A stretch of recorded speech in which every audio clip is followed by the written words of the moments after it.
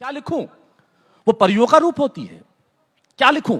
वो परियों का रूप होती है या कड़कती ठंड में सुहानी धूप होती है। एक मजदूर था, उससे किसी ने पूछा कि तेरा बेटा कितना बड़ा है?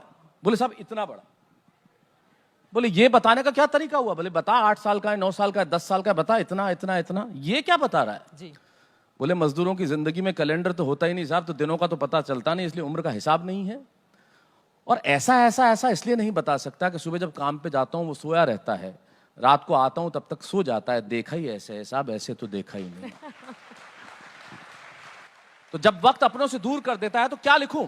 क्या लिखूं? वो परियों का रूप होती है या कड़कती ठंड में सुहानी धूप होती है। वो होती है उदासी के हर मर्ज की दवा की तरह या उमस में शीतल हवा की तरह। वो पहाड़ की चोटी में सूरज की किरण है या जिंदगी सही जीने का आचरण है। वो आंगन में फैला उजाला है या मेरे गुस्से पे लगा ताला है।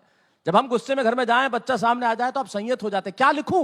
वो परियों का रूप होती है या कड़कती ठंड में सुहानी धूप होती है। वो होती है उदासी के हर मर्ज की दवा की तरह या उमस में शीतल हवा की तरह। वो पहाड़ की चोटी पे सूरज की किरण है या जिंदगी सही जीने का आचरण है। वो आंगन में फैला उजाला है या मेरे गुस्से पे लगा ताला है। वो आकाश गंगा जो सिर्फ झिलमिलाती है, वो हंसी की नदी जो सिर्फ खिलखिलाती है, वो ताकत जो छोटे से घर को महल कर दे, वो काफिया जो किसी गजल को मुकम्मल कर दे। वाह वाह, शानदार। वो बहुत काफिया जो किसी गजल को मुकम्मल कर दे।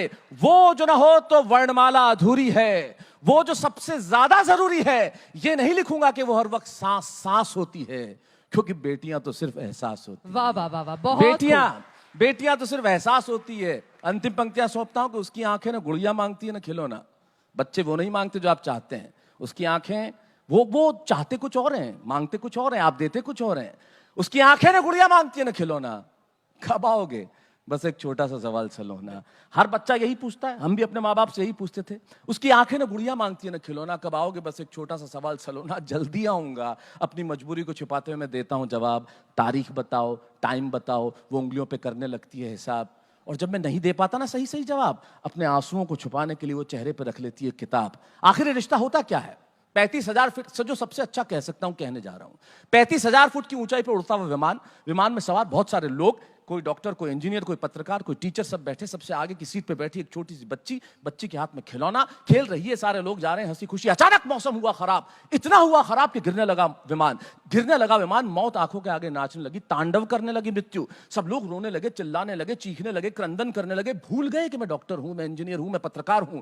याद नहीं आया उस वक्त, सिर्फ एक चीज याद आई कि मौत से बचा ले ईश्वर। अगर बच गए तो जिंदगी के अंदर फिर कोई दोबारा गलत काम नहीं करेंगे। आंसू बहते रहे, वो लड़की खेलती रही, लोग चिल्ला रहे थे। अचानक ईश्वर ने सुन ली पुकार। संयत हुआ मौसम, संयत हुआ विमान, उड़ने लगा विमान। सबकी जान में जान आई। और जब जान में जान आई तो किसी आदमी ने उस बच्ची को जाके देखा और कहा, बेटा हम मर रहे थे, हम मरने वाले थे, हम रो रहे थे, हम भूल गए कि हम किस पद पे हैं, हमारा कद क्या है या हमारी हद कितनी बड़ी है। सब कुछ भूल के हम रो रहे थे और तुम बैठी बैठी खिलौने से खेल रही थी। बेटा तुम्हें नजर आता है?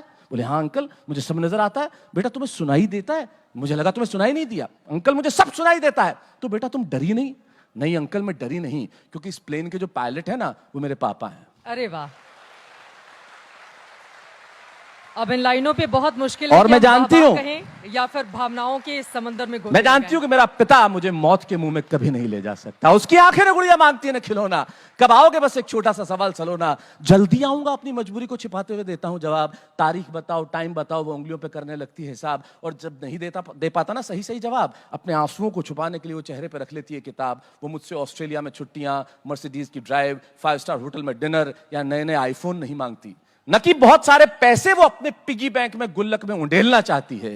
वो कुछ देर मेरे साथ खेलना चाहती है। और मैं वही, बेटा काम है, बहुत जरूरी काम है, आज तक वालों ने बुलाया है, नहीं जाऊंगा तो कैसे चलेगा।